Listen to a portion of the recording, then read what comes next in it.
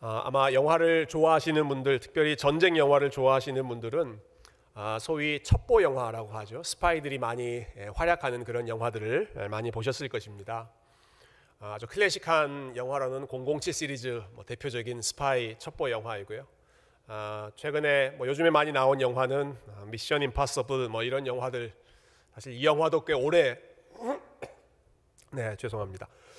영화도 꽤 오래된 그런 영화입니다만은 이런 스파이들이 등장하는 영화들이 아주 스릴 넘치는 그런 영화이죠. 여러분, 이런 영화들을 보면 이제 스파이들이 등장하는데요. 그들의 목적은 자기의 정체를 숨기고 그 적군 속으로 깊이 들어가서 앞으로 전쟁에 도움이 될 그러한 일들을 하는 것입니다. 적군의 아주 핵심 기지에서 중요한 기밀 정보를 빼낸다든지, 아니면 주요 요인들을 암살해서 제거한다든지 하는 그러한 것이 이제 스파이들이 하는 주로 맡은 임무들이죠. 오늘 읽은 본문에도 보면 소위 스파이라고 할 수 있는 사람들이 등장합니다. 이들도 적군 한복판으로 들어가서 적군을 속이고 자신의 정체를 숨기면서 무언가 의도했던 목표를 이루려고 들어갑니다. 흥미로운 것이 있습니다.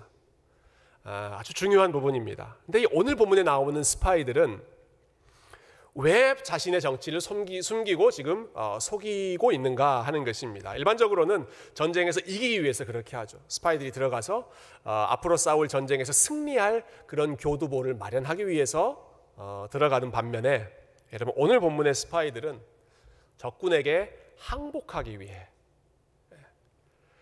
싸워서 이기기 위해서가 아니라 우리가 졌습니다, 항복하기 위해서 자기의 정체를 숨기면서까지 그 안으로 들어갑니다. 무슨 이런 종류의 스파이가 있는가, 여러분 궁금하실 텐데요. 본문 안으로 우리 좀 들어가서 어떤 사연인지 좀 자세히 살펴보면 좋겠습니다. 여러분, 시작하는 1절과 2절을 보시면 이 9장 전체의 이야기가 어떤 배경에서 나왔는지가 나타나는데요. 제가 1절과 2절 다시 한번 읽어보겠습니다. 이 일 후에 요단 서쪽 산지와 평지와 레바논 앞 대해 연안에 있는 헷사람과 아모리 사람과 가나안 사람과 브리스 사람과 히위 사람과 여부스 사람의 모든 왕들이 이 일을 듣고 모여서 일심으로 여호수아와 이스라엘에 맞서서 싸우려 하더라.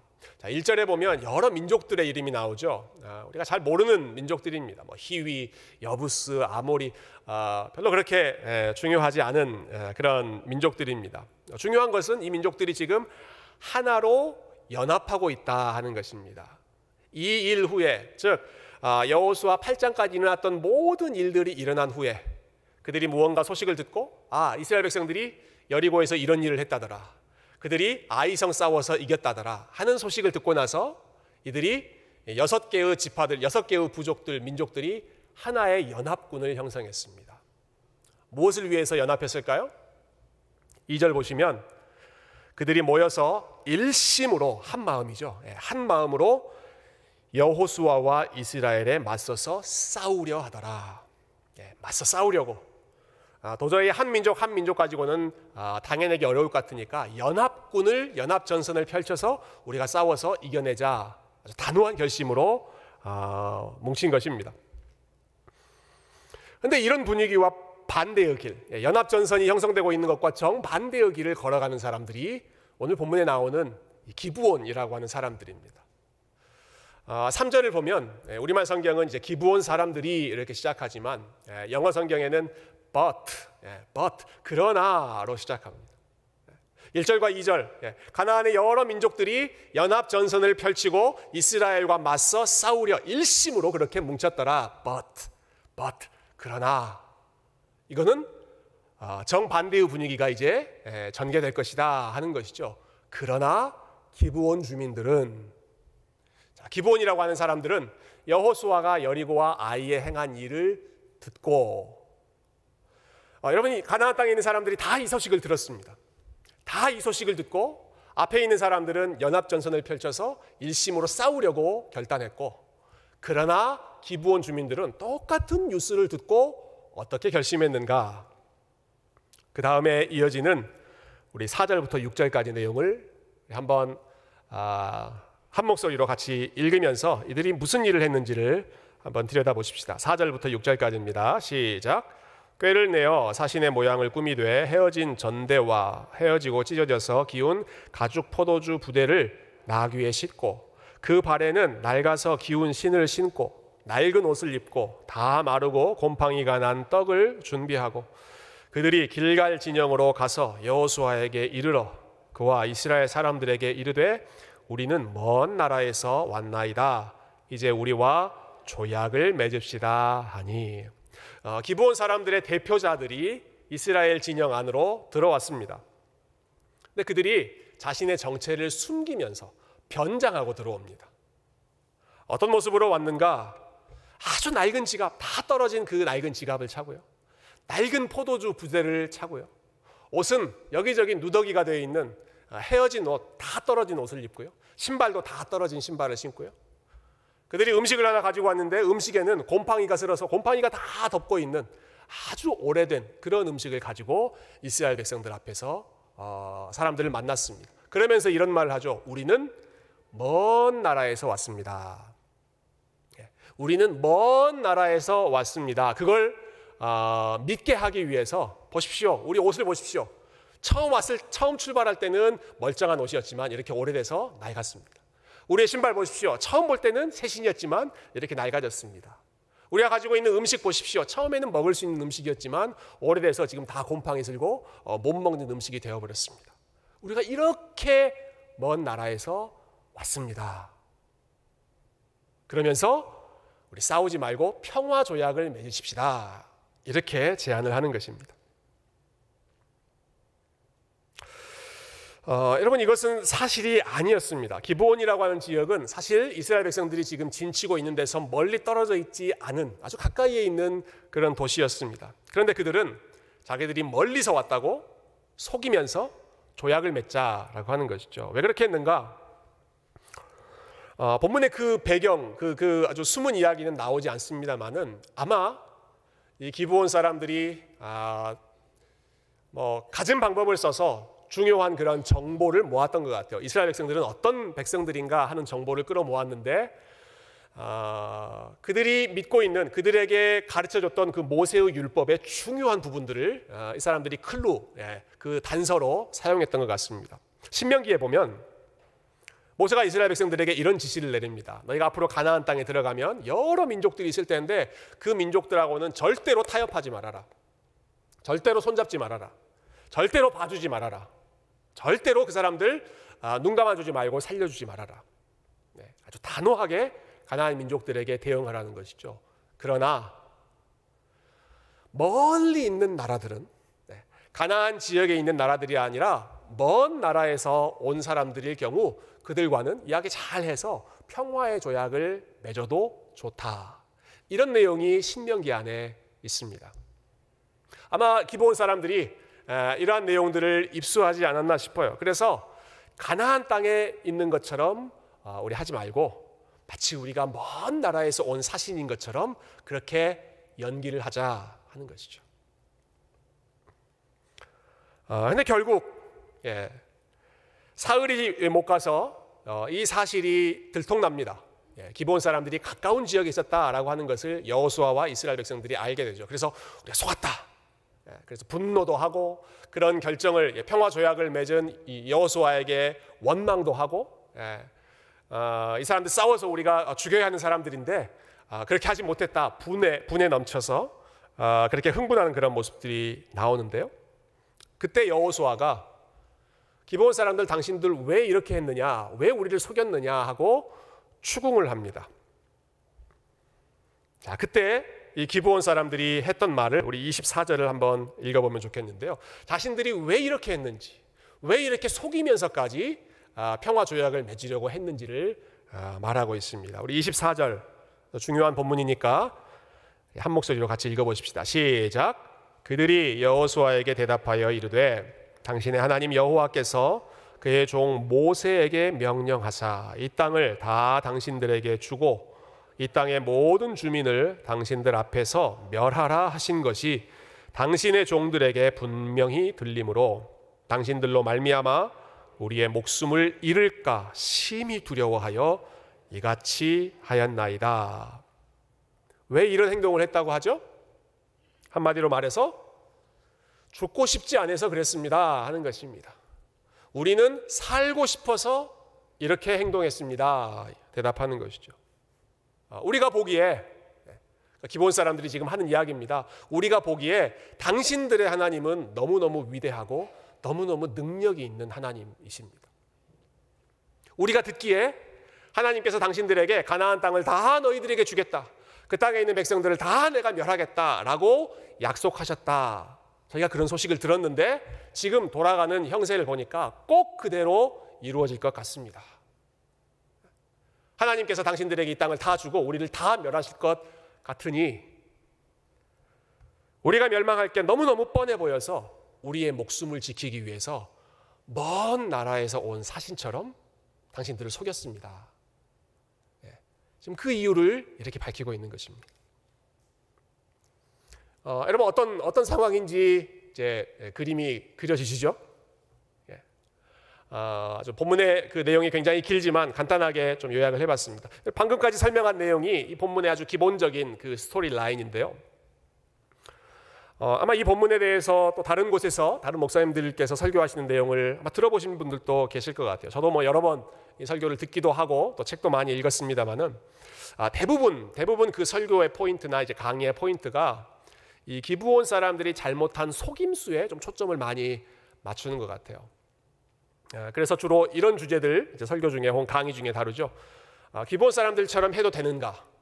자신의 이익을 위해서 속여도 되는가? 거짓말을 해도 되는가? 이런 주제들을 놓고 그렇게 설교를 하실 때도 있고요. 또 이 구장에서 단골로 나오는 그 설교의 내용 중에 하나는 저희가 읽지 않았습니다만 중간에 보면 여호수아가 이때 하나님께 묻지 않았다 하는 그 짤막한 커멘트가 있습니다. 눈에 보이는 대로만 덜컥 믿어버리고 하나님 앞에 물어야 하는데 묻지 않음으로 인해서 타협하지 않아야 할 백성들과 타협하는 실수를 범했다. 우리 그렇게 하지 말자. 모든 순간에 긴장하고 하나님 앞에 열심히 묻자, 기도하자 하는 이러한 방향으로 또 설교를 많이 하시기도 합니다. 물론 그런 주제들이 중요합니다. 나의 목적을 이루기 위해 속여도 되는가 안 되는가 이런 윤리적인 문제도 우리가 충분히 고민해야 되고, 그리고 여호수아가 했던 그 잘못을 되풀이하지 않기 위해서 우리가 매 순간 긴장하는 마음으로 하나님 앞에 물어야 한다. 이것도 아주 중요한 오늘 본문에서 배울 수 있는 교훈입니다. 그렇지만 저는 이런 부분들보다 제가 오늘 여러분들과 함께 주목하고 싶은, 나누고 싶은 것은 기브온 사람들이 가지고 있는 믿음입니다. 기브온 사람들이 가지고 있었던, 그리고 그들이 보여주었던 믿음, 그게 어떤 믿음인가? 조금 전에 말씀드렸는데요. 지금 이 사람들이 자신의 정체를 감추고 속임수를 썼던 이유가 무엇이었죠? 살기 위해서였습니다. 살기 위해서. 그렇게 하지 않으면 우리는 다 죽는다라고 하는 경각심이 있었기 때문에 어떻게든 살 길을 찾으려고 하다가 우리 먼 나라에서 온 것처럼 행세하자 하는 것 아니었겠습니까? 그들이 여호수아 앞에 와서 우리 평화조약 맺읍시다, 싸우지 맙시다 이렇게 제안을 하는데요.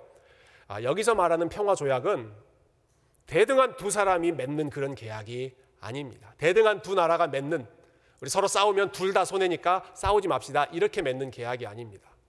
여호수아 앞에서 이 기브온 사람들이 하는 말들은 이것이었습니다. 당신이 우리에게 무슨 일을 시키든지 우리는 하겠습니다. 무슨 일을 시키든지 우리는 당신의 종이 되겠습니다. 살려만 주시면 우리는 무슨 일이든 하겠습니다. 우리를 받아주십시오. 여러분, 이게 지금 기브온 사람들이 여호수아와 또 이스라엘 백성들과 맺고자 하는 조약의 내용이었습니다. 불평등 조약이죠. 평등 조약이 아닙니다. 굉장히 비굴한 그런 조약입니다. 대표 사신을 보내서 항복을 선언하는 것이죠. 우린 당신들과 싸우지 않겠습니다. 우리의 항복을 받아주십시오. 여러분, 이들이 왜 이런 결정을 내렸을까요? 여러분, 기브온 사람들이 왜 이렇게 불평등한 비굴해 보이는 조약까지 맺으면서 극단적인 결정을 또 자신의 정체를 숨기는 그 온갖 불편한 일들을 다 하면서 이스라엘 백성들 앞에 나타났을까요? 그들이 내렸던 그 결정의 핵심에 무엇이 자리 잡고 있을까요? 그것은 그들의 마음 가운데 분명한 확신이 있었던 것입니다. 우리는 이스라엘과 싸워서 이길 수 없다. 이 확신이 있었던 것입니다. 우리는 이스라엘과 맞서서 싸워서 이길 수 없다. 좀 더 정확하게 표현하자면 우리는 이스라엘 백성들이 믿는 저 하나님, 이스라엘 백성들과 함께 하시는 저 하나님과 맞서서 우리는 도저히 싸워서 이길 수가 없다. 요즘에 많이 쓰는 말로 저 하나님은 넘사벽이다. 넘을 수 없는 그러한 도저히 우리 상태가 안 되는 분이다 하는 확고한 믿음이 있었기 때문에 우리가 살 길은 항복하는 것뿐이다. 그래서 지금 항복하고 있는 것이죠. 다른 가나안 민족들은 그렇게 하지 않았습니다. 그들은 똑같은 소식을 들었습니다. 똑같은 소식을 들었을 때 그들은 연합했습니다. 우리 함께 힘을 모아서 저 백성들하고 싸우자. 저들이 믿는 그 하나님과 맞서 싸우자. 한판 붙어보자 라고 하는 것이 다른 민족들의 결정이었다면 기브온 민족들은 우리에게는 소망이 없다. 우리는 저 하나님과 맞서서 승리할 수 없다. 그래서 살 길 찾으려고 이렇게 공색한 모습으로 나타났던 것이죠. 여러분, 이것이 그들의 마음, 그들이 이런 선택을 하게 되었던 핵심에 자리 잡고 있다면 여러분, 그들의 마음 가운데 이들이 하나님을 얼마나 두려운 존재로 생각하고 있고 얼마나 하나님을 살아계신 분으로, 여러분 오늘 우리가 그 시편 말씀을 교동문으로 읽었습니다마는 문들아 머리 들어라 전쟁에 능하신 만군의 왕 여호와가 들어가신다 그렇게 찬양하지 않았습니까? 이 기브온 사람들은 그 시편 고백을 알지는 못했을 것입니다. 그 고백의 내용이 무엇인지를 아직까지는 알지 못했지만 그러나 그들이 실존적으로 그들의 마음속에서 그들의 경험을 통해서 저분은 전쟁에 능하신 분이고 우리가 싸워서 이길 수 없는 분이고 맞붙어서는 박살나는 전능하신 하나님이다 라고 하는 것을 깊이 느꼈기 때문에 그 믿음으로 이런 결정을 내린 것입니다. 여러분, 기브온의 항복 선언이 좀 더 의미가 있는 의미심장한 이유를 더 깊이 생각해 보면 좋겠는데요. 여러분, 이 기브온 사람들은 그냥 보통 사람들 혹은 보통 도시가 아니었습니다. 조금 넘어가서 10장 2절을 한번 보시면 앞에 스크린에도 나올 텐데요. 여호수아 10장 2절 우리 같이 한번 읽어볼까요? 시작. 크게 두려워하였으니 이는 기브온은 왕도와 같은 큰 성임이요 아이보다 크고 그 사람들은 다 강함이라. 기브온이 어떤 도시인지 아주 중요한 정보를 제공하죠. 크게 두려워하였으니 기브온이 항복했다라고 하는 소식을 듣고 주변에는 여러 민족들이 크게 두려워하기 시작했다는 것입니다. 왜? 이는 because 기브온은 왕도와 같은 큰 성이었기 때문에. 기브온이 어떤 성이었다고요? 왕도와 같은 성이었다. 왕도, 로열 시티, 왕이 다스리는, 왕이 있는 그렇게 큰 도시가 기브온이었다. 여러분, 도시가 많이 있지만 도시가 다 똑같지 않습니다. 여러분, 아틀란타와 또 이름을 잘 알지 못하는 작은 도시의 위치는 같지 않습니다. 조지아의 캐피털 시티가 아틀란타 맞죠? 여러분, 한국을 생각해 보시면 서울은 그 뒤에 무슨 이름이 붙습니까? 서울 특별시. 부산은 광역시.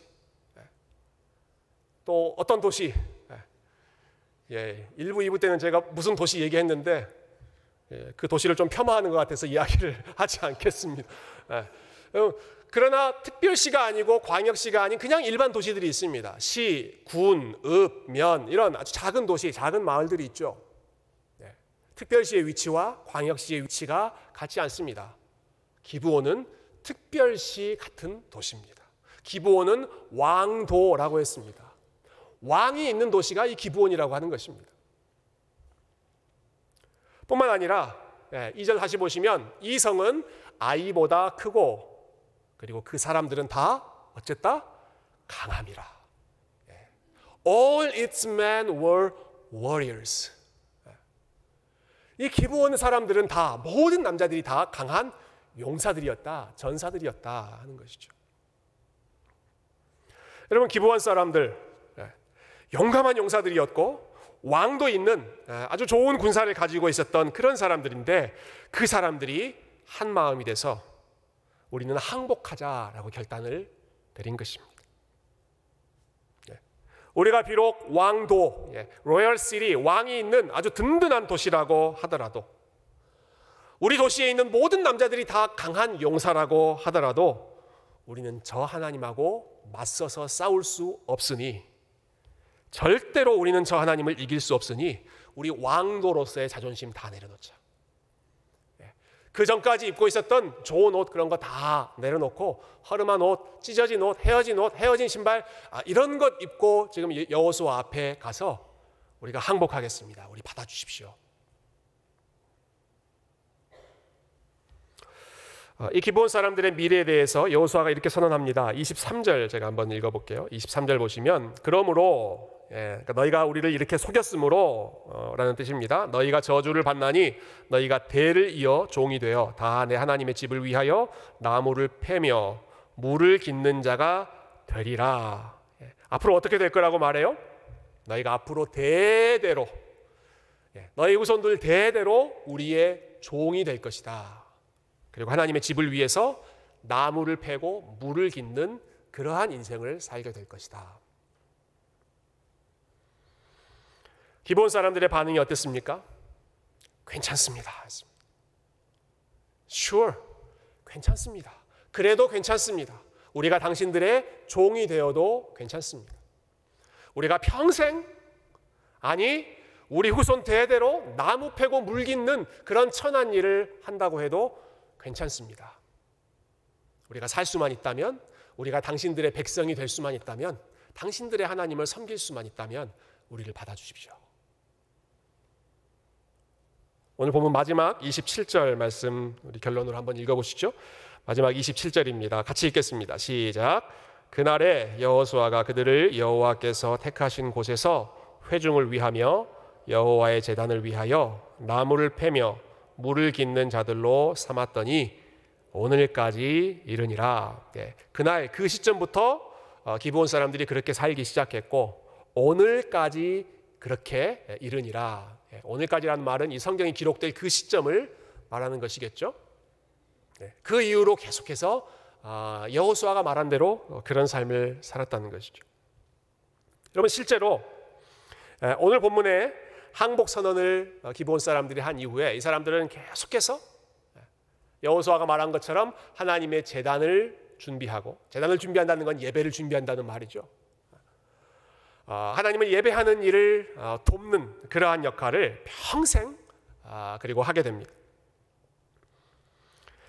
우리 앞으로 살펴보겠지만 여호수아 뒷부분에 가면 이제 각 지파별로 땅을 분배하는데요, 레위 지파 사람들에게 이 기브온 지역을 줍니다. 기브온 지역을 레위 지파 사람들, 하나님 예배하는 사람들에게 줍니다. 그리고 시간이 더 지나면 솔로몬이 나중에 왕이 될 때가 있죠. 여러분, 솔로몬이 왕이 돼서 제일 먼저 한 일이 무엇이었습니까? 솔로몬이 한 일, 하나님 앞에 1,000번제를 드리고 하나님께 지혜를 구하고 예배 드리는 것이었죠. 1,000번제를 드리고 하나님께 지혜를 구할 때 바로 그 장소가 기브온이었습니다. 기브온, 바로 이 기브온 사람들이 머물던 곳. 그러니까 그곳이 중요한 일이 있을 때마다 왕이 처음으로 하나님 앞에 나아가는 그 영적으로 중요한 위치, 예배하는 위치, 하나님의 이름을 부르짖고 하나님을 만나는 그러한 거룩한 장소가 된 것이죠. 시간이 더 지나면 느헤미야 시대 때 성벽이 무너져서 예루살렘 성벽을 다시 세우는 일을 하기 시작하지 않습니까? 그때도 기브온 사람들이 그 일을 돕습니다. 그러니까 하나님 앞에 항복 선언을 하고 하나님 앞에서 종이 되기로 결단하고 평생, 그리고 그 이후의 후손들까지 계속해서 종으로 하나님을 섬기고 하나님의 집, 또 하나님께 예배하는 그 일을 수종드는 사람들로 이 기브온 민족이, 기브온 사람들이 바뀌게 된 것입니다. 자, 오늘 기브온 사람들의 이야기를 여러분 들으셨는데요. 여러분, 이들의 모습을 보시면서 그리고 이들의 모습을 생각하시면서 그들을 여러분 어떻게 평가하시겠습니까? 이 기브온 사람들, 저 사람들의 모습을 닮고 싶다, 그러한 마음이 드십니까? 아니면 저 사람들 아주 얄팍한, 자기 살 길 찾으려고 저렇게 거짓말까지 하는 속임수를 쓰는 사람들이다, 그런 생각이 드십니까? 기브온 사람들이 완벽하지 않았다라고 하는 것은 분명한 사실입니다. 그들은 속임수를 썼고 거짓말을 했습니다. 그렇지만 이것은 우리가 여호수아를 처음 읽기 시작했을 때 봤던 이방 여인 라합도 비슷한 경우였죠. 라합도 정탐꾼을 숨겨주고 나서 거짓으로 그 사실을 모면하려고, 그 위기를 모면하려고 했던 과거를 가지고 있었습니다. 여러분, 라합도 그렇고 기브온 사람들도 그렇고 이 사람들은 지금 다 이방 사람들입니다. 아직 하나님을 제대로 알지 못한, 하나님을 제대로 만나지 못한, 앞으로 가야 할 길이 많이 남아있는, 배워야 하는 그런 사람들입니다. 처음부터 그런 사람들에게 우리가 완벽한 모습을 기대할 수는 없겠죠. 여러분, 그럼에도 불구하고 여러분, 오늘 이 말씀을 통해서 저와 여러분이 기브온 사람들에게 꼭 배워야 할, 우리가 꼭 이것을 기억하면 좋겠다 하는 것이 있습니다. 그것은 그들에게는 확실한 믿음이 있었다라는 것입니다. 기브온 사람들에게는 분명한 결단이 있었습니다. 그 사람들에게는 확실한 믿음의 결단이 있었습니다. 우리는 가나안 연합군의 편에 서지 않겠습니다. 우리는 하나님께 항복하겠습니다. 양쪽 사이에서 양다리를 걸치거나 이리 기웃 저리 기웃 하는 것이 아니라 본인들의 노선을 정확하게 결정하고 우리는 하나님 앞에 항복하겠습니다. 두 손 두 발 들고 하나님 앞에 항복하는 쪽을 선택했습니다. 그것만이 자신들에게 유일하게 살 수 있는 길이라고 생각했기 때문에 심지어는 변장을 하고 궁색한 그런 변명을 하면서까지도 하나님 편에 서려고 몸부림을 쳤던 것이죠. 심지어는 그들이 왕도였음에도 불구하고 로열 시티, 왕의 도시였으니까 가나안 땅에서 아주 특권을 많이 가지고 있는, 많은 사람들이 우러러보는 아주 잘 사는 영향력 있는 그런 도시였습니다. 그럼에도 불구하고 지금까지 폼나게 살았던 왕도로서의 지위를 내려놓고 우리는 앞으로 나무를 패고 물을 깃고 아주 허름한 그러한 일들을 하더라도 우리 하나님을 섬기겠습니다. 가나안 땅에서 왕도로 있는 것보다 우리 하나님 나라에서 우리 종으로 사는 편을 택하겠습니다. 여러분, 이렇게 분명한 믿음과 이렇게 확실한 결단을 우리가 성경에서 어디에서 더 좋은 예를 찾을 수 있겠습니까? 제가 오늘 설교 제목을 좀 거창하게 잡았습니다. 설교 제목이 뭐죠? 시작. 좀 더 길게 쓸 수 있다면 그 뒤에도 한마디 더 하려고 그랬는데, 셰익스피어의 그 햄릿에 나오는 유명한 대사이지 않습니까? 사느냐 죽느냐 그것이 문제로다. To be or not to be, that is the question. 여러분 너무나 잘 아시는 그런 대사이죠. 그런데 이것이 햄릿만의 질문이 아니라 기브온 사람들의 고민이었습니다. 기브온 사람들의 고민이 사느냐 죽느냐였습니다. 사느냐 죽느냐 그것이 문제로다. 그 질문의 끝에서, 그 고민의 끝에서 기브온 사람들이 내렸던 결론은 우리가 하나님 편에 서면 살 것이고 우리가 하나님 반대편에 서면 죽을 것이다. 너무 단순하고 너무 심플하지만 그러나 분명한 삶의 노선, 삶의 결단이 그들의 삶에 있었던 것이죠. 저는 지금 이 시대에, 특별히 이 시대의 교회 가운데, 이 시대의 그리스도인들에게 무엇보다 필요한 것이 기브온 사람들이 보여주었던 이러한 단순한 믿음, 절실한 믿음, 먼저 저부터 이러한 믿음이 필요하고 우리 세교회 모든 성도님들의 마음 가운데 이 믿음, 이 심플한 순전한 믿음이 회복됐으면 좋겠다. 그런 마음이 설교를 준비하면서 들었습니다. 여러분에게 있어서 믿음, 여러분에게 있어서 신앙생활은 사느냐 죽느냐의 문제이십니까? 여러분, 우리에게 있어서 믿음은 정말로 살고 죽느냐 그것을 결정하는 이슈입니까? 아니면 액세서리와 같은 것입니까?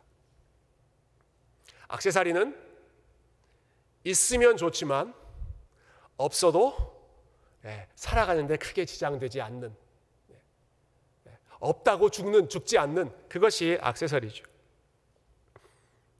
있으면 좋고 없어도 살아가는데 큰 지장 없는 그 정도의 하나의 럭셔리, 그러한 레저, 그러한 취미 생활이 우리의 믿음 생활입니까? 아니면 기브온 사람들이 보여준 것처럼 사느냐 죽느냐, 하나님을 믿고 안 믿고는 내 삶의 생사를 결정하는 문제다. 여러분, 이러한 절박함을 가지고 신앙생활하고 계십니까? 기브온 사람들은 죽지 않기 위해서 하나님 편을 선택했습니다. 저와 여러분에게 기브온 사람들보다 훨씬 더 좋은 조건, 유리한 조건은 우리는 어떻게 하면 죽지 않는지를 훨씬 더 풍성하게 알고 있습니다. 여러분, 기브온 사람들은 자기들이 마치 먼 나라에서 온 것처럼 페이크를 썼죠. 속였습니다. 가까이에 있으면서도 먼 나라에서 온 것처럼 속였다면, 그러나 우리가 섬기는 주님께서는 정말로 먼 나라에서 오시지 않았습니까? 가장 먼 나라에서 가장 낮은 곳까지 오시되, 가나안 지역의 왕도, 로열 시리 정도가 아니라 온 세상을 다스리는 그 왕도, 하늘의 왕도, 하늘의 왕으로서의 지위를 우리 주님께서 다 내려놓으시고, 그는 근본 하나님의 본체시나 하나님과 동등됨을 취할 것으로 여기지 아니하시고 그거 다 포기하시고 자기를 비워 종의 형체를 가지고 내려오사 직접 종으로 가장 낮은 곳까지 섬겨주셨죠. 저와 여러분에게 정말로 진정한 생명의 길을 가르쳐 주시기 위해 내가 곧 길이요 진리요 생명이니 나로 말미암지 않고는 아버지께로 올 자가 없느니라, 나로 말미암지 않고는 참된 영원한 생명이 없느니라 하는 사실을 가르쳐 주셨고, 그 길을 직접 선물로 주시기 위해 우리의 생명을 위해 그분의 죽음을 대가로 치르신 분이 우리 가운데 오셔서 우리에게 구원을 선물로 주신 우리의 주님 예수 그리스도이십니다. 여러분, 주님께서 저와 여러분에게 온 힘을 다해서 생명을 다해 사랑하며 섬겨주셨다는 것을 우리가 알기 때문에 단순히 기브온 사람들처럼 죽지 않기 위해서 두려움 가운데만이 아니라 우리에게 쏟아 부어주신 자신의 생명을 다 쏟아붓기까지 사랑하셨던 그 마음을 알기 때문에 그 마음에 대한 감사의 마음으로 우리는 더더욱 우리 주님을 향해, 우리 하나님을 향해 마음과 뜻과 정성과 힘을 다해, 생명을 다해 주님을 섬기고 주님을 따라가는 것입니다. 여러분, 믿음이 사느냐 죽느냐 정말 절박한 것으로 여러분 붙잡고 계십니까? 우리 하나님을 예배하는 것, 우리 예수 그리스도를 따르는 사람으로 사는 것, 그리스도인이라고 성도라고 그러한 이름을 가지고 살아가는 것이 여러분 이와 같이 절실한, 남이 뭐라고 하든 우리가 헤어지는 옷을 입고 있든 떨어진 신발을 신고 있든 우리의 신앙이 너무 타협 없이 외골수와 같은 그러한 믿음이라는 손가락질을 받든 상관하지 않고, 이 믿음은 사느냐 죽느냐를 결정하는 것이기 때문에 나는 어떤 것과도 타협하지 않고 주님 한 분만 바라보고 걸어가겠다. 사랑하는 성도 여러분, 기브온 사람들처럼 우리가 하나님 앞에서 완전히 항복하며 사는 것이, 우리 솔로몬이 지혜롭게 고백한 것처럼 주를 경외하는 것이 인생의 가장 지혜로운 길인 줄로 믿습니다. 가나안 땅에서 왕처럼 폼 잡고 사는 것보다 우리 하나님의 집에서 나무 패고 물 깃는 일 하더라도 주님 전에 거하며 주님의 사랑을 누리며 사는 것이 가장 아름다운 길인 줄로 믿습니다. 시편 84편에 나오는 찬양으로 오늘 설교를 마무리하려고 합니다. 시편 84편에 나오는 그 시인의 고백이야말로 오늘 기브온 사람들의 모습을 가장 잘 보여주는 말씀입니다. 주의 궁정에서의 한 날이 다른 곳에서의 첫날보다 나은즉 악인의 장막에 사는 것보다 내 하나님의 성전 문지기로 사는 것이 더 좋습니다. 주의 궁정에서의 한 날, 하나님의 백성으로 살아가는, 하나님을 예배하는 그 하루가 악인의 장막에서 사는 화려하게 영광스럽게 떵떵거리면서 사는 그 첫날보다 낫기 때문에 나는 여호와의 성전 문지기로 나무 패고 물 깃고 무슨 일을 하건 간에 성도들을 섬기고 하나님을 섬기는 일, 그 일을 기쁨으로 감당하며 주님 따라가겠습니다. 여러분, 이 시인의 고백이 그리고 이 기브온 사람들의 모습이 저와 여러분의 우리 하나님을 향한 우리의 순전한 믿음의 고백이 될 수 있기를 주님의 이름으로 축원드립니다. 함께 기도하겠습니다.